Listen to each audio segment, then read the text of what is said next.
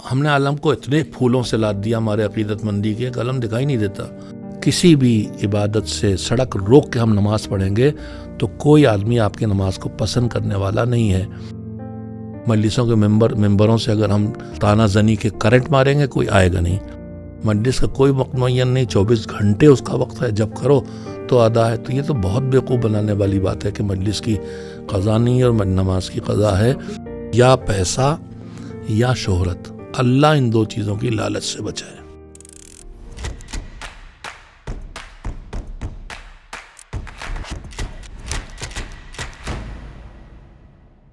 بسم اللہ الرحمن الرحیم. ناظرین السلام علیکم ورحمۃ اللہ وبرکاتہ. اہل بیت علیہم الصلاۃ والسلام کا جو ذکر ہوتا ہے وہ دو طرح سے ہوتا ہے، کبھی فضائل کی صورت میں اور کبھی مصائب کی شکل میں.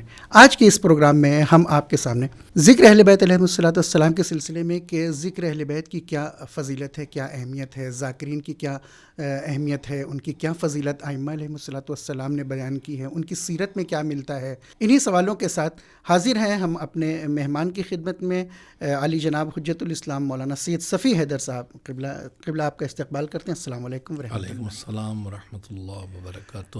قبلہ آپ کا بہت بہت شکریہ کہ آپ ہمارے اس پروگرام میں تشریف لائیں. قبلہ جیسا کہ میں نے مختصر سے اس مقدمے میں بیان کیا اپنے ویورز کے سامنے، خود اس ذکر اہل بیت علیہم الصلاۃ والسلام کی کس قدر اہمیت بیان کی گئی ہے، ائمہ علیہم الصلاۃ والسلام کی سیرت میں کیا ملتا ہے کہ وہ کیسے ذاکرین کے ساتھ معاملات کرتے تھے یا ان کو کس طرح سے ان کا احترام کرتے تھے. بسم اللہ الرحمن الرحیم. ذکر حسین علیہ السلام، اللہ کا ذکر، حضور کا ذکر، مولا علی کا ذکر، ائمہ طاہرین کا ذکر، اور اس سے نیچے اور آئیں تو اصحاب ائمہ کا ذکر، وہ اصحاب جو ان کے واقعی اصحاب تھے، علماء کا ذکر، ان کو یاد کرنا یا ان کی بات زبان پہ، ان کا نام زبان پہ لانا. اس سب کے پیچھے راز وہی ہے کہ جو رسول اکرم صلی اللہ علیہ وسلم کا ارشاد ہے کہ ذکر و علی عبادہ لأن ذکرہ ذکری و ذکری ذکر اللہ. علی کا ذکر عبادت ہے اس لیے کہ علی کا ذکر میرا ذکر ہے اور میری یاد. یہ ذکر مطلب زبان چلن نہیں خالی ہوا، یاد. علی یاد آئیں گے تو حضور کو یاد لے کے آئیں گے. مولا علی اکیلے یاد نہیں آ پائیں گے. حضور یاد آئیں گے تو بغیر اللہ کے نہیں آنے پائیں گے. تو یہ ایک کنیکشن ہے، ایک سلسلہ اللہ ہے، تک جاتا ہے. اس کے لیے بہت سے روایات ہیں، بکثرت ہیں ذکر کے بارے میں ہر چیز کے.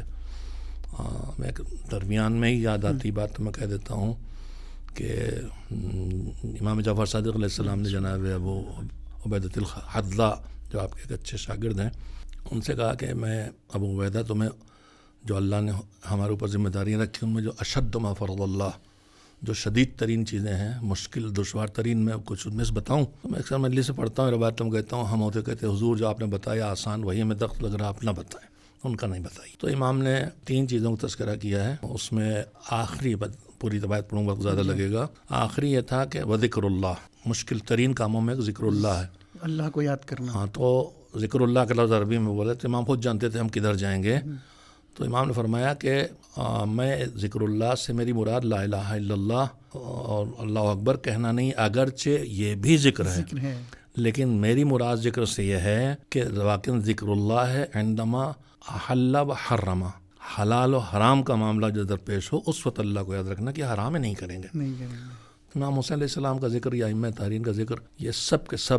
یا مثلا روایت میں امام رضا علیہ السلام نے پوچھا کہ تم بیٹھتے ہو تجلسون و تحدثون یا تتذکرون، دونوں شاید روایت میں میری یادداشت میں ہے، تذکرون یا تتذکرون، بیٹھتے ہو اور ہماری بات کرتے ہو، ہمیں یاد کرتے ہو. تو کہا کہ ہاں مولا ہم آپ کی بات کرتے ہیں بیٹھ کے. ہم لوگ اکثر بیٹھتے ہیں مجلس سے پہلے، مجلس کے بعد بھی مولا کی بات نہیں کرتے، بلکہ اب مجلس کے بیچ میں بھی مجلس اندر ہوتی ہے، ہم باہر کرسی بیٹھ کے گپ بازی کرتے ہیں، ادھر کی دنیا بھر کی یاد بات کرتے ہیں. تو بیٹھ کے یاد کرتے ہو، ہمارا ذکر کرتے ہو. فرمایا ہاں. تو کہاں؟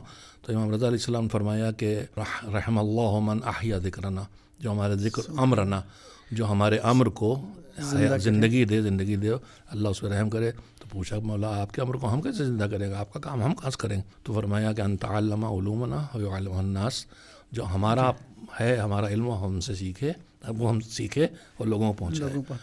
تو خلاصہ کلام یہی ہے کہ یہ ایام اعزا اس کا بہترین موقع ہے. امام حسین علیہ السلام کی محبت ہمارے دلوں میں بے حساب ہے اور ان کو یاد کریں گے تو پھر یاد آگے بڑھتی جائے گی اور اللہ تک پہنچائے گی. خود ذاکر کا بھی اہمیت اس میں بیان ہو گئی. خود سامعین کے سلسلے میں کیا ہے کہ جو سامعین آ رہے ہیں بہرحال ان کے بھی کوئی عظمت اور اہمیت بیان کی گئی ہوگی کہ وقت نکال کر وہ آ رہے ہیں اور دین کی باتوں کو سیکھ رہے ہیں اس سلسلے میں. پہلے ایک اور لفظ کہہ دوں میں کہ ہم مختلف الفاظ بولتے ہیں. جی کبھی ذاکر کہتے ہیں, کبھی خطیب کہتے ہیں, جی کبھی مولانا عالم کہتے ہیں, کبھی کہ عالم کہتے ہیں, مولانا. کبھی مبلغ تو نہیں کہتے. تو اس میں تمام الفاظ, خطیب کا لفظ ہنر کی طرف لے جاتا ہے, مبلغ کا لفظ اس کی ڈیوٹی کی طرف لے جاتا ہے, پہنچانے آیا ہے. مولانا تو ایک عمومی لفظ ہو گیا. اب مولانا اور علامہ تو کچھ بقول بانی تنظیم کے علامہ تعالی جوہری سے مجلس میں بیٹھے تو کہا تھا کہ میرے جیسے جاہل کو لوگ علامہ کہیں تو کوئی بات نہیں, مجھے تعجب ہے, آپ اتنے پڑھے لکھے آدمی, آپ کیسے راضی کہ آپ کو علامہ کہا جائے. تو ذاکر کا مطلب یاد دلانے والا, ذکر اور ذاکر کا مطلب یہ ہے کہ یہ یاد دلائے, کچھ نہ کچھ یاد دلائے. جو ہم بھول لیں, توحید بھول لیں تو یاد دلائے, دین بھول لیں تو یاد دلائے, آخرت بھول لیں تو یاد دلائے. میں پہ ایک جملہ اور کہوں گا, آج ہمارے تخیلات کی جیسے شاعری تخیل ایسی خطابت بھی پتہ نہیں کہاں کہاں اڑتا ہے خطیب. ہمارے بچپن میں ہماری جب مجلس کا اعلان ہوتا تھا تو خواتین پوچھتی تھی کہ حدیث کون پڑھے گا. ہاں ہاں جی ہاں, یہ مشہور ہے. حدیث کون پڑھے گا, حدیث کون پڑھے گا. اس کا مطلب اس وقت کے ہمارے ذاکرین اور خطبہ اتنا مجلس میں حدیث کو اتنی زیادہ کام لیتے تھے حدیثوں سے کہ تھا ہی کہ حدیث کون پڑھے گا. جہاں تک سامعین کی بات ہے تو نیتوں پہ ہے, سب کا آدمی کس لیے آیا ہے. اگر کچھ لینے آئے ہیں, کچھ پانے آئے ہیں تو عام طور پر ایک تصور ہو گیا ہے ثواب کے لیے آئیں. اب ثواب کے لیے آئیں تو بیٹھیں, سنیں نہ سنیں, سمجھیں نہ سمجھیں, اچھی بات ہو کچھ, ہم تو ثواب کے لیے آئیں, ثواب آنے سے پا گئے. لیکن صرف ثواب نہیں ہے, ثواب تب ہے جب اس عبادت کا مقصد بھی طے ہو. تو مجلس میں ثواب, عزاداری میں ثواب, ہر قدم پہ ثواب, بے حساب ثواب.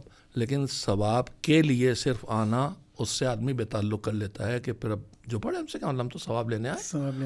اور ہمارے ایک چیز اور کہی جاتی ہے مجلس میں اعلان ہوتا ہے ثواب دارین حاصل کریں. ہوتا ہے اعلان بہت, کسی اعلان کرنے والے پوچھیے ثواب دارین ہے کیا, دارین کیا ہے. تو دار دنیا دارالآخرہ. ثواب مطلب یہاں بھی کچھ ملے گا, وہاں بھی کچھ ملے, یہاں علم, یہاں معرفت. ثواب کا مطلب تبرک خالی سمجھا جاتا ہے, نہیں صرف تبرک نہیں ملے گا, یہاں علم ملے گی, معرفت ملے گا, موعظہ اثر کرے گا. ثواب دارین مطلب دنیا میں بھی ہمیں پانا ہے اور آخرت میں بھی پانا ہے. تو سامعین کی بہت ان کی نیت کے اوپر ہے, اور اگر وہ کس نیت سے آ رہے ہیں, کا ارادہ اس کا آنے کا ہے, اور اگر اس ارادے سے آتا ہے تو ایک ایک قدم اس کا ظاہر ہے کہ آسمانوں میں ہے اور کوئی عظمت اس کی سمجھ نہیں سکتا. یہ ہماری جو مجلسیں ہیں, جو ان کے کچھ آداب ہوتے ہیں مجلسوں کے, تو آج وہ آداب باقی ہیں؟ ان میں کون سی چیزیں ہیں, کون سی چیزیں نہیں, یا کیا ہونا چاہیے, کن آداب کے تحت مجلسوں کا اہتمام ہونا چاہیے؟ یعنی ایک بانی کی کیا ذمہ داری ہے مجلس کے اہتمام میں؟ ذمہ داریاں سب کی الگ الگ ہیں. جو ممبر پہ آنے والا خطیب یا ذاکر, ایک بات اور عرض کر دوں کہ ذاکر خالی وہ نہیں جو تقریر کرے, ذاکر وہ بھی ہے جو شاعری کر رہا ہے, وہ بھی ذکر کر رہا ہے, ذاکر ہے, وہ یاد دلا رہا ہے, پڑھا جو سوزخانی کر رہا ہے وہ بھی ذاکر ہے. سب ذاکر ہیں, نوحہ خان تک, سوز خان سے لیکن نام الگ الگ رکھ دیے گئے ہیں سب کے. نہ کہیں کوئی پیش خان ہو جاتا ہے, کہہ دیتے ہیں, کوئی مرثیہ خان ہو جاتا ہے, کوئی نوحہ خان ہو جاتا ہے, لیکن سب کا کام ذکر ہی ہے. سب یہ یاد رکھیں کہ ہم ذاکر ہیں. تو ہم جب ذاکر ہیں تو ہمیں یاد رکھنا چاہیے ہمیں کیا کرنے آئے, یاد دلانے آئے. کوئی نہ کوئی حصہ یاد دلانے کا ہو, ان کی فضیلتوں کو, ان کی معرفت, ان کی سیرت, ان کی مصیبت, کچھ تو یاد دلائے ہم. تو اس میں سامعین کی بہت بڑا حصہ ہے, ذاکرین کا بھی بڑا حصہ ہے, اور میزبان کی بڑی ذمہ داری ہے. میں نے اکثر کہا ہے کہ میزبان کی ذمہ داری ہے کہ وہ اسے بلائے جو یہ نہیں کہ مجھے پسند ہے, مجمع کو پسند ہے, اسے پسند دیکھے کہ اللہ کو پسند ہے, نبی کو پسند, مولا علی کو پسند, اسے ہم بلائیں, اس کی باتیں. مجمع بھی دیکھے کہ ہمیں کہ پسند ہے یا اس کی باتیں دین کو, مذہب کو, معصومین کو, اللہ کو پسند ہے. اور اس میں سب سے بڑا حصہ جو ہے طے کرنے کا کون ممبر پہ آئے گا, یہ سامعین کا ہے. ذاکر کیا پڑھے گا سامعین پہ ہے. آپ ہوا کریں گے بے ڈھنگی باتوں پہ تو اور بے ڈھنگی باتیں پڑھے گا. آپ بے ڈھنگی باتوں پہ چپ رہیں گے, سلیقے کی باتوں پہ بولیں گے تو وہ پھر ڈھونڈیں گے سلیقے کی باتیں پڑھیں.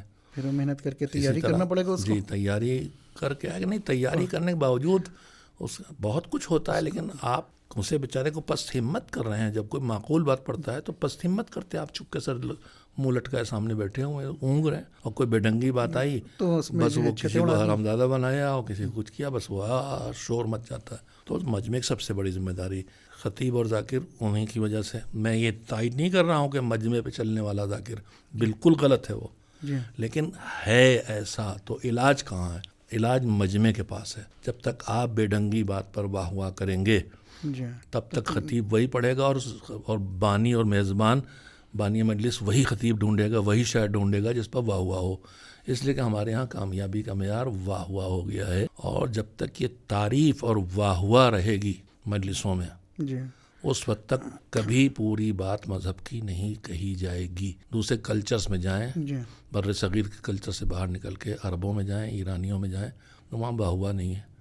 جب واہ واہ نہیں ہے تو وہ پورا دین بیٹھ کے بیان کرتے ہیں، وہ مسائل بھی سیدھے سیدھے بیان کرتے ہیں، وہ سب کچھ بیان کرتے ہیں، اور سب آرام سے بیٹھے ہوئے سن رہے ہیں. اسے یہ پریشانی نہیں کہ سنیں کہ نہیں سنیں گے. ہمارے ساتھ تو مشکل یہ ہے کہ ہمیں تو چن چن کے وہی لانا جس پر واہ واہ ہونی ہے. تو یہ بہت بڑی مشکل ہے. جب تک یہ ہے تب تک یہ مجالس وہ نہیں ہو سکتی جو ہونا چاہیے. تو دیکھا جائے تو اگر مثلاً بانی مجلس ہی اویئر ہے اور وہ یہ چاہتا ہے کہ ہم ایسے ہی ذاکر کو لے کر آئیں، چاہے نیچے سے واہ واہ ہو یا نہ ہو، وہ بھی اویئر ہو سکتا ہے اس سلسلے میں. بہت کچھ الحمدللہ ایسے میزبان جو جن کہہ سکتا ہوں جو شجاع ہیں. جی اس میں شجاعت کی ضرورت ہے. شجاعت جو لوگ ہیں ناکام رہی، میں یہی کہنے جا رہا تھا ہے کہ نہیں کامیاب رہی. ہمارے ہاں کامیابی کیا ہے؟ بہت تعریف ہوئی، بہت مجمع تھا، بہت اچھا تبرک تھا، چھتیں اڑا دیں. بانی تنظیم کہتے تھے چھتیں تو اڑا دی، باہر نکلیے پوچھیے کہ بھائی صاحب اس نے پڑھا کیا، تو ایک پوائنٹ بھی نہیں بتا سکتا کہ پڑھا کیا تھا. پڑھا کہ ہمارے ہی ہم عمر ہم سب ہیں قوم کے پڑھے ہوئے، نام کسی کے نہیں لوں گا. ہمارے ایک ہم عمر خطیب نے جو بہت اچھے شاعر بھی ہیں، خطیب بھی، انہوں نے گھنٹے کی مجلس پڑھی. تو ہمارے ایک دوسرے ہم سے تھوڑا سینئر مولانا ہیں فاضل، انہوں نے کہا کہ بھائی آج تمہارے 1 گھنٹے کی مجلس میں سمندر میں ایک قطرہ بھی ہم نہیں چھوڑ پائے. تو لفاظی کہیں واہ واہ کے لیے کوئی لفاظی کر رہا ہے بے ڈنگی، کہیں واہ واہ کے اچھل کود کر رہا ہے، کہیں واہ واہ کے لیے کچھ کہہ گیا میں کر رہا ہے. اور یہ سب تو پھر کیا معیار ہونا چاہیے؟ اگر معیار یہ نہیں ہے کہ اللہ کی، رسول کی، امام کی واہ واہ کی فکر ہونا چاہیے، یعنی خوشنودی ان کی ہونی چاہیے. بس ان کی فکر، وہ خوش ہیں کہ راضی. پہلے دنیا کے ہر کام میں پہلے ہم یہ سوچیں، بہت مشکل ہے لیکن بہت آسان کرتا زندگی کو. یہ معاملہ پیش ہے، اس میں حکم خدا کیا؟ حکم خدا کیا ہے؟ میں بائیکاٹ کر دوں، میں بول چال چھوڑ دوں، میں شرکت نہ کروں ان کی شادی میں، یہ جو ہمارے گھروں میں بے حد ہو رہا ہے. بھائی یہ دیکھ لو یہاں حکم خدا کیا ہے. جو حکم خدا کرو اسی میں کامیابی ملنے والی. تو وہی یہاں پہ دیکھ لیں، رضائے پروردگار کیا ہے، رضائے مولا کیا ہے، رضائے حسین کیا ہے، رضائے فاطمہ کیا ہے، وہ کریں بس. کبھی کبھی ہم یہ بھی دیکھتے ہیں کہ لباس کے سلسلے میں کہ اب وہ محرم آ رہا ہے تو اب یہ نئے لباس بھی آنے چاہیے. یعنی وہ کالا کپڑا جو ہے اب وہ فیشن کی حد تک آ گیا ہے، اس کی لیول میں آ گیا ہے کہ محرم کلیکشن آ گیا ہے. محرم کے سلسلے میں محرم آ رہا ہے تو ابھی یہ لباس نہیں، شروع کے 10 دن یہ لباس پہنیں گے، اس کے 10 دن بعد والا کالا کپڑا پہنیں گے. اس طرح کی چیزیں بھی دیکھنے کو مل جاتی ہیں کبھی کبھی. اور یہ کہاں تک کس یعنی ادب اور احترام اس کے اندر باقی رہ جاتا ہے؟ یہ ایام اعزاز میں نزدیک جس آپ جو پروگرام پیش کر رہے ہیں اس کی مناسبت سے ہر کام کے لیے تیاری ہوتی ہے، جس کو آدمی اہمیت دیتا ہے تیاری کرتا ہے. علامہ ذیشان حضرت جوادی کی چھوٹی سی بات تھوڑا سا یاد ہے مجھے کہ ہمارے ہاں رمضان تیاری کیا ہوتی ہے، بیسن، تیل، نمک مرچ، پکوڑی کچوڑی کا سامان. کہیں اس کے علاوہ رمضان تیاری کچھ نہیں ہوتی، جبکہ رمضان تیاری رجب سے شروع ہوتی ہے. رجب سے شروع ہوتی ہے. روزہ ہے پیغمبر اکرم کا شعبان سے روزہ اور نماز اور عبادت، استغفار، تلاوت، تب رمضان لائق بنیں گے. ہمارے یہاں بھائی ایام اعزاز کی تیاری کیا ہو گئی؟ امام باڑے میں سفیدی کرنا بہت معنوی ہے تو بتتے ہی ہے کہ چونا کاری ہو گئی، دھلائی ہو گئی، عالم پٹ کے پنجے نکال صاف کر دیے گئے. پھر اس کے بعد اس تیاری میں پھر آتا ہے لباس.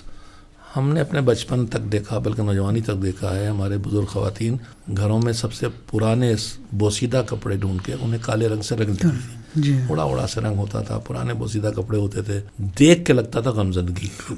آج وہ روح میں ہوتا یہ ہے کہ جب کوئی کام شروع کیا جاتا ہے اس وقت اس میں ایک روح ہوتی ہے، بعد میں وہ روح چلی جاتی ہے، تیسری رسم میں آتے آتے روح چلی جاتی ہے، ڈھانچہ رہ جاتا ہے.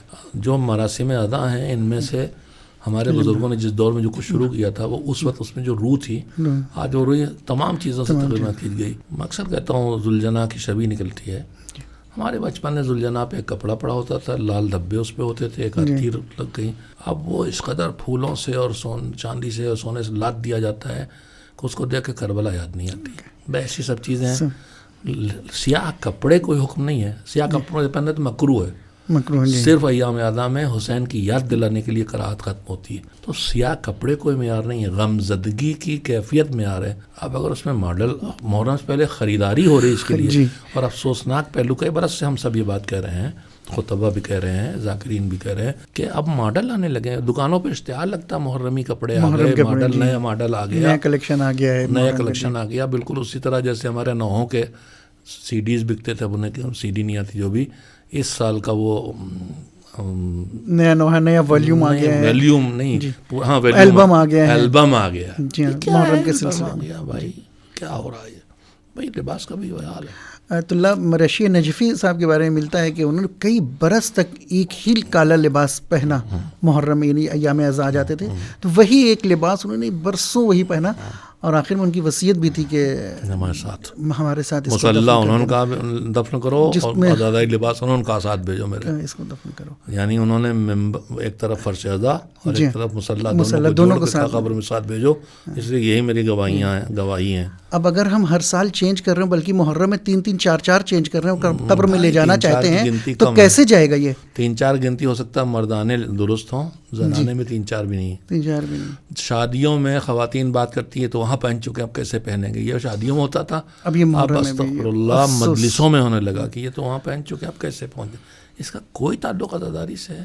دنیا بھر کا ہر ماڈل اور نئے ہر سال نئی چیزیں محرم کے نام پہ آ رہی ہیں. کہاں سے اس کا اعزاء سے کوئی رشتہ؟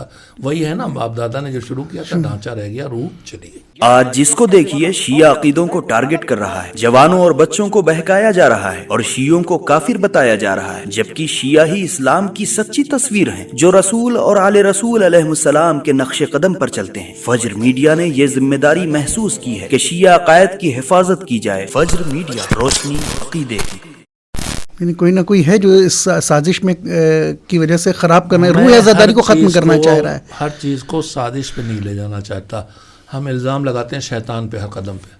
جی ہمارا نفس کہاں چلا گیا؟ ہم کسی بہت اچھے عالم نے میری الجھن ختم کی تھی کہ شیطان رمضان میں قید ہوتا ہے, تو پھر گناہ کیوں ہوتا ہے ہم سے؟ مجھے یاد عالم کا نام اللہ ان کی مغفرت کرے, اعلیٰ درجات کرے, ان کا تھا یہ بتانے کے لیے کہ شیطان سے زیادہ خطرناک تمہارا نفس ہے. تو بالکل اسی طرح ہر چیز کا الزام دشمن پہ لگا, وہ تو آزاداری بگاڑ رہا ہے, لیکن یہ سب ہم لوگ کر رہے ہیں. وہ نہیں, بہت ایسی دیکھتا ہے کہ اس میں کدھر جا سکتا ہے, ادھر اس کو تیز کر دیتا ہے, اس کو بڑھا دیتا ہے. جس طرح سے مثلا محراب میں آنے کی بھی کچھ شرطیں ہیں, کچھ آداب ہیں, کیا ممبر پہ آنے کے لیے بھی کچھ شرطیں اور آداب ہیں کہ ایک ذاکر آئے تو ان کو کن شرائط کے ساتھ آنا چاہیے, کن آداب کے ساتھ آنا چاہیے؟ سوال ہے, اور یہ گزشتہ 50 برس سے اس پہ عجیب و غریب باتیں بھی سننے میں آئی ہیں, مجالس میں سننے میں آئی ہیں کہ مسجد کا ممبر ہے اور یہ غدیر کا ممبر ہے وغیرہ وغیرہ. ممبر پر جانے کے شرائط نہیں ہیں. عام طور پہ یہی سمجھا جاتا ہے پیش نماز کے لیے سب شرطیں ہیں مصلی پہ, لیکن ممبر پہ نہیں. علامہ جوادی اللہ مقامہ نے جو ان کا اپنا ایک مجموعہ اپنی زندگی میں شائع کیا تھا اپنے نوٹس کا, ذکر و فکر, انہوں نے وہ فقیہ تھے, وہ مدعی نہیں تھے اجتہاد کے, نہ اپنے قائد اللہ لکھوانا پسند کیا نہ لکھوایا کبھی, لیکن وہ فقیہ تھے. انہوں نے لکھا ہے کہ اللہ نے ممبر کو محراب سے جوڑا ہے. جمعے کی نماز میں مصلی پر آنے کی شرط ہر نماز میں کیا ہے؟ اتنا علم جو نماز صحیح پڑھے, غلطی ٹھیک کر لے, اتنا عدالت اور تقوی. تو 2 شرطیں کم سے کم مصلی پہ کھڑے ہونے کی, اور علاوہ ایمان اور سب چیزیں. وہ 2 شرطیں جو ہیں وہ مصلی کی ہم لوگ سمجھتے ہیں, ممبر کی نہیں. مگر اللہ نے جمعے کے دن خطبہ وہی دے گا جو نماز پڑھائے گا, جو امام جماعت ہوگا, جمعہ ہوگا. تو جو خطبہ وہی دے گا تو وہ کون ہوگا؟ جاہل عالم ہوگا, پڑھا لکھا, وہ عدالت سے خالی نہیں. تو مصلی پہ کھڑے ہوں 2 شرطیں کم سے کم, ایک علم بقدر ضرورت اور ایک عدالت. تو پھر ممبر پہ جانے کی بھی یہ 2 شرطیں خود بخود اللہ کی طرف سے ہو گئیں. علم کے حق ممبر ادا کرے جو مصلی پہ آنے سے بہت زیادہ ہے, درکار ہے, اور دوسرے عدالت یا تقوی کہ ادھر سے ادھر نہ کرے, آیات کی ہیرا پھیری نہ کرے، ادھر کا آیت کو ادھر کا مصداق نہ بنائے، روایات میں ادھر ادھر نہ کرے، یہ سب چیزیں ہیں. تو ممبر آزاد نہیں، جس کا جی چاہے بیٹھ جائے، جس کو چاہو بٹھا دو. یعنی وہاں بھی آنے کے آداب ہیں، تدین، جی، تقوی، عدالت اور علم. بعض لوگ کہتے ہیں کہ یعنی یہ الگ الگ کر دیتے ہیں دونوں کے فرائض کو، جی کہ ممبر کے فرائض الگ ہیں، وہاں کے ایک میدان ہی الگ ہے، وہاں کچھ اور بیان ہونا چاہیے، اور محراب میں الگ بیان ہونا چاہیے، یعنی ممبر پہ الگ، ممبر پہ جو ہے آنے کے بعد صرف فضائل سنیں گے. اور بلکہ کہا جاتا ہے مولانا سے کہ مولانا دیکھیے آپ ہمارے یہاں آ رہے ہیں تو آپ یعنی کھلم کھلا کہتے ہیں آپ کو صرف فضائل بیان کرنا ہے، تبلیغ اور نصیحت اور واعظ اور ان سب چیزوں سے پرہیز کرنا. پہلی بات تو کہوں گا جو فضائل وہ لوگ سمجھتے ہیں، جو کہتے ہیں فضائل، جی وہ جو بنا میں فضائل پڑھتے ہیں اس میں متائن بے حساب ہوتے ہیں، وہ فضائل نہیں ہوتے. جی، اسی کو فضائل سمجھتے ہیں. بیان کرو، کون روکنے والا ہے، کون منع کرنے والا ہے. ایک دوسرے فضائل خالی آپ کی نگاہ میں تلوار لے کے لڑنا ہے، اس کے علاوہ کچھ نہیں. اکثر جملہ کہتا ہوں مولا علی کا بہت بڑی فضیلت ہے کہ آپ تلوار لے کے لڑے، اور آپ کا ایک بار ثقلین کی عبادت پہ باری ہے. مگر مولا علی کی ڈیوٹی تھی، فریضہ تھا، انہیں یہ کرنا پڑا. ان کا مزاج، ان کی پسند سر کاٹنا نہیں تھا، سر جھکانا تھا. بالکل. تو فضائل کا یہ خالی یہ مطلب نہیں، فضائل بالکل جو حقائق فضائل بیان ہو تاکہ معرفت بڑھے. فضائل میں ہی ان کی سیرت بھی ہے، وہ بھی بیان ہونا چاہیے، خالی جنگیں نہیں. پھر اس کے بعد 2 قسمیں بنانا ممبر کی. محراب نہیں کہتے ہیں، جو کہتے ہیں ایک ممبر مسجد کا ہے، ایک غدیر کا. ہاں، یعنی ممبر کی 2 قسم کر دی. محراب تو بیان کرنے کی جگہ نہیں ہے، اگرچہ لفظ محراب حرب سے بنا ہے، لڑنے کی جگہ، میدان جنگ، عبادت کی جگہ بھی ہے، اور وہی مصلی سے گھوم کے بات کرنا بھی ہے. اور محراب کے بغل میں چونکہ ایک ممبر بنایا جانے لگا چھوٹا سے، انہوں نے کہا یہ مسجد کی ممبر، وہ لکڑی والا جو ہم لاگ رکھتے ہیں وہ غدیر کا ممبر. تو یہاں سے تقسیم ہے. ہم نے بچپن میں نقطے بھی بہت سنے اس سلسلے میں، مگر میں صرف اتنا کہنا چاہوں گا کہ غدیر کے ممبر فضائل کے لیے ہے. تو غدیر کا خطبہ تو پڑھ لو بھائی. ایک مرتبہ رسول اللہ صلی اللہ علیہ وسلم کا انہوں نے کیا اس خطبے میں دین کا تذکرہ نہیں کیا ہے، علاوہ مولا علی کی روایت کی کوئی بات ہی نہیں کی. انہوں نے تو پورا کہا بھائی تم تک پہنچایا نہیں پہنچایا، پورے دین کی بات وہاں بھی کی. اور پھر دوسرا میرا سوال ہے، آپ کہتے ہیں مسجد کا ممبر جو ہے صرف مسائل کے لیے. بھیا 99% جو فضائل اہل بیت ہیں وہ غدیر میں کتنے بیان ہوئے؟ وہ سب تو مسجد سے بیان ہوئے، مسجد کے ممبر سے بیان کیے. وہیں سے جو بھی ہے وہیں سے خطبہ توڑ کے حسین کو اٹھا کے لاتے اور کہتے ہیں دیکھو پہچانو میرا بیٹا ہے. جتنے ارشادات ہیں اس میں بہت بڑا حصہ اس ممبر سے بیان ہوا فضائل کا، جو مسجد میں رکھا ہوا تھا. تو تقسیم ہی غلط ہے. رسول کا ممبر ہے، علی کا ممبر ہے. مولا نے آ کے بیٹے نے، فرزند اکبر نے فرمایا تھا اتر میرے باپ کے ممبر سے. تو ممبر تو ایک ہی، دو کیوں الگ کیا گیا؟ یعنی جدا کیوں کیا گیا؟ آخر وجہ کیا رہی؟ تاکہ میری مجلس چلے. ہاں، یعنی یہاں بھی خود نفس انسان کا شامل ہو گیا یہاں پر آ کے. میں کیا بتاؤں، بہت سی باتیں کہنے کی نہیں ہیں. جب نہیں بیان فرمائیں آپ تاکہ ہمارے ویورز کو پتہ چلے حقیقت کیا ہے. سربراہ تحریک دیداری نے موعظہ اور تبلیغ شروع کی تو ان سے کہا گیا کہ آپ بھی جو کر رہے ہیں ہمارے پیٹ پہ لات مار رہے ہیں، آپ یہ نہ کیجیے. یعنی تبلیغی امور جو انہوں نے شروع کی، ہاں تبلیغی مجالس پڑھنا شروع. ان کا ہم خیبر و خندق بہت پڑھ چکے ہیں، اب نہیں پڑھیں گے. اور اس کی وجہ تھی، انہوں نے واقعات بتایا. اس وقت آپ کے موضوع جڑا نہیں، لیکن میں جوان خطیبوں اور انہوں نے واقعات اپنے بتائے انہوں نے کیوں نہج بدلا. ان کا ہم بہت سے واقعات، اس میں ایک تھا کہ ایک جگہ نکاح پڑھنا تھا، سید جوان تھا، اس سے پنجتن میں نے اس سے غلطی ہوئی کہ پنجتن نام پوچھ لیا، اٹک اٹک کے اس نے سنائے. پھر مجھ سے دوسری غلطی ہو گئی، میں نے کہا آپس کے رشتے بتاؤ ان کے. تو حضرت زہرا کا رشتہ جو مولا علی سے، اس نے رسول اللہ سے بتایا اور الٹ دیا.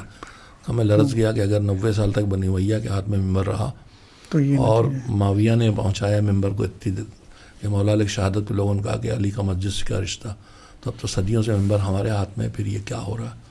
تو انہوں نے اس کا مہم چلائی ہے کہ ممبر سے تبلیغ دین کی جائے. پورا عجیب و غریب ہمارے دوستوں میں مولانا محمد حسن معروفی صاحب اللہ ان کو صحت دے، لندن میں وہ مجلس پڑھے تھے لکھنؤ میں.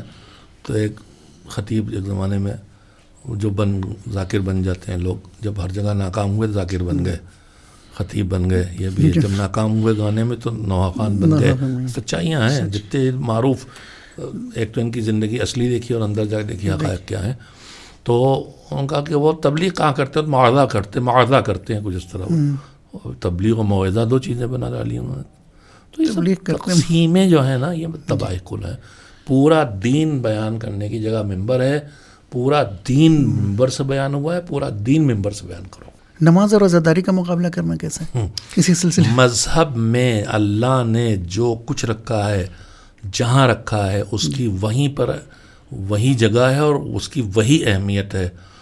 مقابلے کی کوئی گنجائش کسی چیز میں نہیں ہے. کہتے ہیں کہ نماز کے لیے تو بھی وقت بہت ہوتا ہے، مجلس کی قضا نہیں ہو سکتی ہے، نماز کی قضا ہو سکتی ہے. نہیں، وہ بہت ہوتا نہیں کہتے ہیں، کہتے ہیں جو مجلس کی قضا ہے، نماز کی قضا نہیں، نماز کی قضا ہے، مجلس کی قضا نہیں ہے. تو بھولے عوام کو بیوقوف بنانا. ہاں، یہ مذہب نے دو چیزیں رکھی ہیں، کچھ اعمال بتائیں جن کا وقت معین کر دیا ہے، کچھ اعمال بتائیں جن کا وقت معین نہیں ہے. تلاوت قرآن کا کوئی وقت معین نہیں ہے، خدمت والدین کوئی وقت معین نہیں، لیکن نماز وقت معین ہے، ایام حج معین ہے.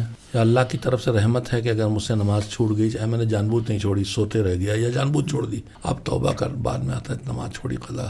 اگر قضا نہ ہوتی تو مایوس ہوتے جہنمی بن جاتے.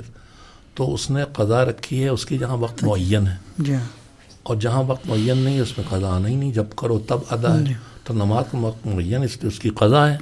مجلس کا کوئی وقت معین نہیں، 24 گھنٹے اس کا وقت ہے، جب کرو تو ادا ہے. تو یہ تو بہت بیوقوف بنانے والی بات ہے کہ مجلس کی قضا نہیں ہے اور نماز کی قضا ہے. پبلک کے ذہن سے قضا ہوتی ہی نہیں ہے، چاہے جب کرو ادا ہے.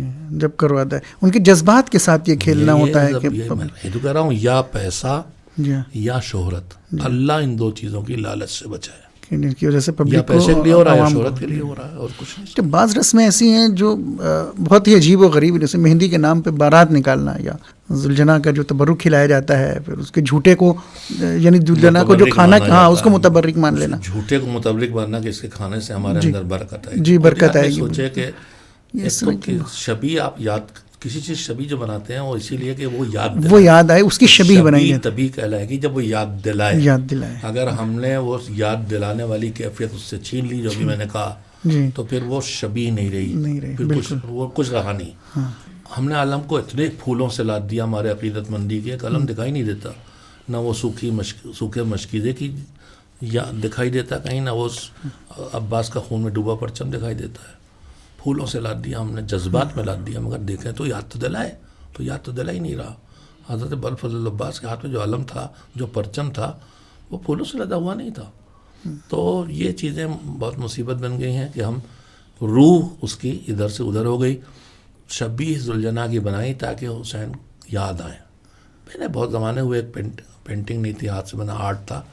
کسی نے کیفیت، کسی آرٹسٹ نے بتائی ایرانی کہ وہ حسین علیہ السلام امام کی سواری ذوالجناح آیا ہے اور اس کی تنابیں کٹی ہیں اور اس کے پیروں سے کچھ بیویاں سیاہ چادریں ڈال دی تھیں، لگتا ہے بیویاں ہیں جو لپٹ کے رو رہی. میں آج بھی اسے دیکھتا ہوں، میرے آنکھوں میں آنسو ہو جاتے ہیں. فرشیان ایران کے ہیں. نئی نسل کے لیے شیعہ عقیدوں کی صحیح تعلیم بہت ضروری ہے، جس کا بہترین راستہ فجر میڈیا ہے. ابھی ہم سے جڑیں. فجر میڈیا، روشنی عقیدے کی. تو یہ ہوئی شبیہ جی، جو یاد دلاتی ہے کربلا کی. چند سیکنڈ میں اس سے پیدا ہو جاتی ہے، وہ 20 منٹ کے مسائب سے نہیں پیدا ہونے والی. بالکل. اب وہ ہم نے یاد، اس میں وہ تقدس تو نہیں آ جائے گا جو اصل میں نہیں. اور پھر خود اصل جو ذوالجناح یا دلدل، ہم جو چاہیں کہیں اس کا نام رکھیں، وہ حسین کی سواری ہے. وہ حسین سے نام سے منسوب جو بھی ہے، اس سے محبت کا احساس تو ہوگا ہمیں بھی. جی، منسوب ہے، چونکہ امام منسوب ہے، ایک رشتہ ہے اس کا. ان کے لباس، ان کی ہر چیز یا اس جیسی چیز وہ بھی یاد دلائے گی ان کو. بالکل.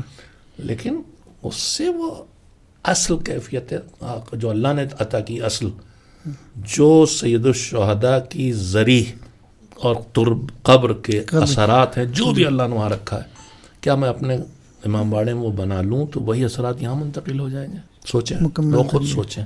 میں ہاں نہیں، کچھ نہیں کہتا، لوگ خود سوچیں کہ میرے بنانے سے منتقل ہو جائیں گے. اس میں لوگوں، ہاں ایک اور کام یہیں پہ پرانا نقطہ یاد آیا، بہت ناسمجھی والی بات ہے. مسجد کا مسجد میں سب کیوں ہے؟ وہ کعبے کی شبیہ ہے. کعبے کی شبیہ ہی نہیں مسجد. مسجد خود ایک اصل وجود ہے. مسجد کسی کی شبیہ، میں جو مسجد بنا رہا ہوں، آپ بنا رہے ہیں، وہ کسی چیز شبیہ نہیں بنا رہے. مسجد ایک خود ایک وجود ہے جو اللہ نے ہمارے ہاتھ میں رکھا ہے کہ تم بناؤ. حسینیہ، امام باڑہ کہاں کس چیز شبیہ ہے؟ ذکر محمد علیہ السلام مجلس کے لیے بنایا جا رہا، کسی چیز کی شبیہ نہیں ہے. برکت کی جگہ ہے. علامہ طباطبائی صاحب المیزان کی سیرت میں نے پڑھا کہ گزر خان یہیں جو ہے اس میں کسی مومن گھر تھا، وہاں وہ بلاتے تھے ہر سال، ایک سال کچھ ان کے مرمت چل رہی تھی تو ان کو الگ بٹھایا، تو علامہ نے پوچھا جہاں بٹھاتے جہاں مجلس ہوتی تھی وہاں کیا؟ وہاں مرمت چل رہی، کہا مجھے لے چلو وہاں. ان کا 20 سال سے یہاں ذکر حسین آ رہا ہے، یہاں کتنی برکتیں آ چکی، کتنے ملائکہ آئے، کتنے آئے، میں اس سے اپنے کو محروم نہیں کروں گا. تو آپ گھر میں امباڑا بناتے ہیں، اس میں برکتیں ہیں، لیکن آپ شبیہ بنا کے وہ برکتیں جو اصل کی ہیں وہ منتقل نہیں کر سکتے. امباڑے میں برکت وہ شبیہ نہیں ہے، مسجد اپنے آثار ہیں، احکام ہیں. تو بہرحال یہ سب قاتی پاتی کیا جا رہا ہے، یعنی سب مکس کر دیا گیا بہت ساری چیزوں کو. تو یہ اگر ہم ان یعنی اپنی عزاداری پر غور کریں اور ان مجالس پر غور کریں، یا جو سید الشہداء علیہ الصلوۃ والسلام کے لیے ہم مجلسیں کرتے ہیں، ہم کیسے یعنی محسوس کریں کہ ہم اللہ سے نزدیک ہو رہے ہیں ان کے ذریعے سے، یعنی ان مجالس کے ذریعے سے، ان مجلس و ماتم کے ذریعے سے؟ تھوڑی سی اس کی تھوڑا سا آپ کے سوال کی وضاحت کر دوں. اللہ سے نزدیک ہونے سے پہلے جی ہم دنیا کی ہر عبادت جو کرتے ہیں ہمارا جی چاہتا ہے قبول ہو جائے. جی ہاں بالکل. اور اللہ نے ہر عمل میں چاہے دنیاوی اثرات ہوں، جی مثلا صدقے سے برکت آئے گی، مثال طور پر صلہ رحم سے عمر طولانی ہو، یہ ہم دنیا میں چاہتے ہیں، آخرت میں جزا. جی تو ہم تو چاہیں گے قبول ہو. جی تو خالی کسی کا کر لینا قبولیت کی شرط تو نہیں ہے، نہیں، اس کا صحیح ہونا ظاہری طور پر. نماز ہم آندھی سیدھی رکوع سب ادھورے چوتھائی ہو رہے ہیں تو ڈھانچہ ہی صحیح نہیں، تو آگے کہاں بات بڑھے گی؟ تو پہلے تو اس کی ظاہری شکل و صورت صحیح ہو، پھر اس کا باطن صحیح ہو، نیت صحیح ہو.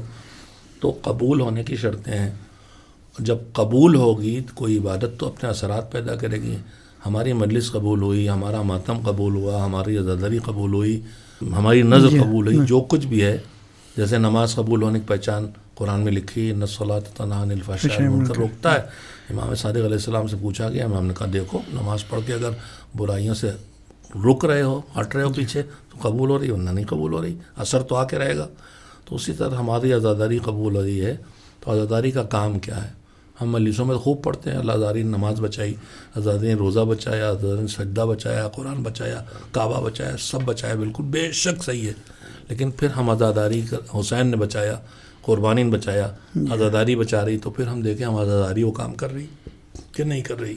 عزاداری ہمیں نماز طرف بڑھا رہی ہے، نماز سے پیچھے ہٹا رہی ہے. ہماری عزاداری رات صبح ہماری نماز چھین رہی ہے، یا رات بھر کی شب بیداری کے باوجود ہم نماز صبح پڑھ رہے ہیں، خود بخود طے کر سکتے ہیں. اگر پڑھ رہے ہیں تو اس کا مطلب قبول ہو. اگر اس کا کام عزاداری کا جو کام ہے وہ ہو رہا ہے، وہ ہے دین، بھولے دین کو یاد دلانا، مٹے دین کو زندہ کرنا، لوگوں تک پہنچانا. جی جو امام نے خود اپنا مشن بتایا تھا کہ کس لیے، اور ائمہ طاہرین نے ان کے بہتاً بتایا کہ اپنی جان کیوں دی تھی، تاکہ تیرے بندوں کو اندھیروں سے نکالے اور علم پھیلائے.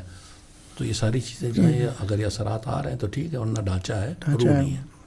ابھی ہمارے نسل جوان کو شیعہ، یا یہ کہ شیعہ عقائد کو کون سے خطرات جو ہیں، کون سے خطرے درپیش ہیں، ہم کیا کریں ان کے لیے، کیسے ان کو بچائیں؟ مفصل جواب چاہیے اس آپ کے سوال کے لیے. جی اس وقت دشمن جو ہمارے پیچھے پڑا ہے، بس یہ آخری سوال ہے تاکہ کیونکہ گفتگو کافی طولانی ہو گئی ہے اور ہم اپنے ویور سے بھی معذرت چاہتے ہیں. یہ آخری سوال قبلہ سے، تاکہ یہ ہماری گفتگو جو ہے مکمل ہو جائے. ایک مستقل موضوع ہے، میں اس پر بہت گزارشات کرتا ہوں، اور ہم میں سے ہر ایک کو سوچنا چاہیے. اور میں دشمن ہمیشہ رہا ہے اور حملہ کیا اس نے، اور آپ کے پاس جو قیمتی ہوتا دشمن اسی پہ حملہ کرتا ہے. جی اسی لیے مودت پہ حملہ کرتا ہے، اسی لیے نماز پہ حملہ کرتا ہے. جہاں حملہ کرے سمجھ لیے یہاں قیمت ہے. دشمن نگاہ میں چاہے آپ کی ہماری نگاہ میں نہ ہو، تو بالکل جہاں دشمن حملہ کرے وہ سمجھ لیے قیمتی ہے. اگر وہ چادر میں حملہ کر رہا ہے اس کا مطلب بہت قیمتی ہے. جی ہم سمجھے نہ سمجھے اس حجاب کی دشمن اہمیت کی کو. نگاہ دیکھیں، جہاں وہ آیا ڈاکو، جہاں آیا، جس ڈاکو لوٹ رہا ہے وہ قیمتی ہے. چاہے ہمیں نگاہ میں کچھ نہ، ہم تو نسل میں پیدا ہو گئے شیعہ ہے، محبت ہمیں فری میں مل گئی، دین ہمیں فری مل گیا، آزاداری. وہ جہاں حملہ کرے تو بہرحال اس میں دشمن اس وقت پوری طرح سے حملہ آور ہے. میں نے اکثر کہتا ہوں کہ ایک تو کوشش کرتا ہے بے دین بنانے کی، ہمیشہ کی یاد بھی ہے. فیشن کے نام پہ حجاب گیا، داڑھی چل منڈ گئی، اور نہ جانے کیا کیا ہو رہا، تو بے دین بنا دیتا ہے. لیکن اس نے دیکھا کہ ہم لاکھ کوشش کرتا رہے، سب بے دین نہیں بنتے، سب سے عزاداری چھین نہیں سکتے، نماز سب سے چھین نہیں سکتے. تو اس نے اب ایک اور کوشش کی ہے کہ کرو، پھر بھی ڈھانچہ رہے اور اصل نہ رہے. میں ایک جملہ اس کے لیے میں لفظ خود ہی عرض کرتا ہوں کہ ایک تھی بے دینی، اب ایک دشمن کہہ رہا بے شعور دینداری، بے شعور عزاداری. بے شعور نماز، بے شعور قرآن خوانی، بے شعور حجاب. حجاب کا مطلب سمجھ لیے گا سر کے پہ اسکارف. ہماری خواتین بازو بچی کے یہاں تک کھلے ہوئے، سر پہ اسکارف بندھا ہے. حجاب تھوڑی ہے آپ بچی کو اس طرح پال لیں کل بڑی ہو کے سر کو ڈھکے گی اور بازو کھلے رہیں گے. تو یہ دشمن کے یہی جو کام جوانوں کے پیچھے بھی اسی طرح پڑا ہے کہ ایک تو دین سے الگ کرتا ہے اور پھر بے شعور دینداری پیدا کر دیتا ہے. آزاداری میں بے شعوری، رات بھر جاگ کے نماز قضا، صبح قضا، یا رات کے سناٹے میں بہت سی جگہوں پر بمبئی میں مجالس پڑھتا رہتا ہوں، رات کو 3 بجے آ کے امام بارگاہ چھوٹی سے بنی ہوئی ہے مسجد کے آگے، وہاں آ کے ماتم کیا جاتا ہے. یہ صرف دوسروں کو آزاداری سے دور کرنے کی سازش ہے، چاہے ہمارا جوان سمجھ رہا ہو چاہے نہ سمجھ رہا ہو. ہماری کسی بھی عبادت سے سڑک روک کے ہم نماز پڑھیں گے تو کوئی آدمی آپ کی نماز کو پسند کرنے والا نہیں ہے. سڑک روک کے جلوس نکالیں، میں ہاتھ جوڑ کہتا ہوں کہ آپ جلوس نکالیں، آپ سڑک نہ روکیں. آدھی سڑک چوتھائی سڑک آنے جانے والوں کی چھوڑے، چاہے گورنمنٹ آپ کے لیے بند کر دے، آپ کہیں نہیں جانا ہے. اور میں اب دیکھ رہا ہوں یہ ہوشمندی آ رہی، لندن میں شامل ہوا. میں یہ کہنا نہیں چاہتا کہ میں یہاں گیا وہاں گیا.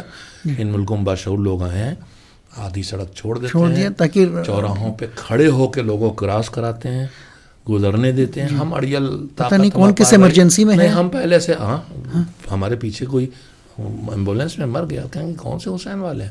اللہ بھائی ہم سب ایمبولینس رک جاتی ہے، بجلی کے تار کاٹ کے ہم بجلی کے تار گا، بجلی بد کی پورا علاقہ گالی دے گا. یہ ماد اللہ امام حسین کو کہے گا ایسے. بعض جگہ دیکھا کہ فصلیں رہتی ہیں، تازہ فصلیں کھڑی ہوتی ہیں، اس پر سے بھی رون کے چلے جاتے ہیں، درخت کاٹے رہتے ہیں. پاور تھا جب ہمارے پاس، بیجا استعمال کیا زمینداری. اب تو آنکھیں کھولو بھائی، حسین یہ نہیں کہتے کہ دوسروں کو اذیت کر کے تم جو ہے عزاداری کر. مذہب کہتے ہی نہیں، پورا مذہب نہیں کہتا اذیت کر. راستے روک کے نماز پڑھنے کی اجازت کس شریعت میں ہے؟ نہیں ہے کہیں. تو پھر ہم راستہ روک کے سڑک پہ مجلس کر رہے ہیں، بند کر دیا. جب کوئی سڑک پہ شادی کرتا ہے یا پوجا کرتا ہے یا کچھ کرتا ہے تو ہمیں اچھا لگتا ہے کیا؟ نہیں. تو اسی طرح ہم سوچیں کہ جب مجلس کے لیے راستے بند کیے ہوئے ہیں، یا رات بھر لاؤڈ اسپیکر چل رہا ہے، شور مچ رہا، پورے محلے میں بیمار ہیں لوگ، بچے ہیں، اسکول جانا ہے، شب بیداری کے نام پہ کر رہے ہیں.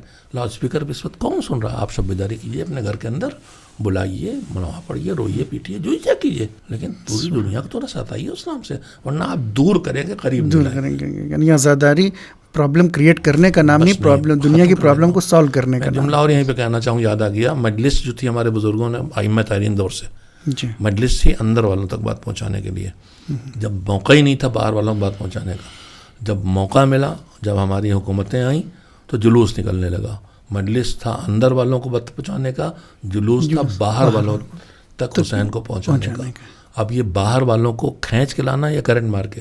مجلسوں کے ممبروں سے اگر ہم تانا زنی کے کرنٹ ماریں گے کوئی آئے گا نہیں آئے گا. راستوں پر اگر ہم ایمبولینس روکیں گے، لوگوں کو آفس پہنچنے میں دیر، بچے کو اسکول پہنچنے میں دیر، تو کوئی آپ کے قریب آنے والا نہیں، بلکہ اور دور ہی ہوتا جائے گا. آپ راستہ بنائیے، آپ صفائی کیجیے اپنے جلوس کے پیچھے، آپ جگہ جگہ لوگوں کو روک کے پانی پلائیے.